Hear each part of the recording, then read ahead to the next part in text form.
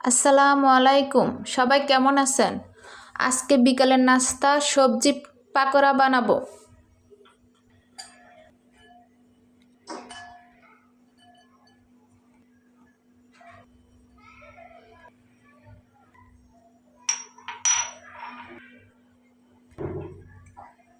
একটু আদা দিব, রসুন দিব, জিরা দিব। এখন ভালোভাবে হাত দিয়ে মেখে নিব। আমার মাখানো শেষ। এখন চালের গুঁড়া দিব, আবার হাত দিয়ে মেখে নিব। এই যে আমার মাখানো শেষ। এখন ভেজে নিব। এই যে আমার দেওয়া শেষ। এখন অল্প আঁচে ভেজে নিব।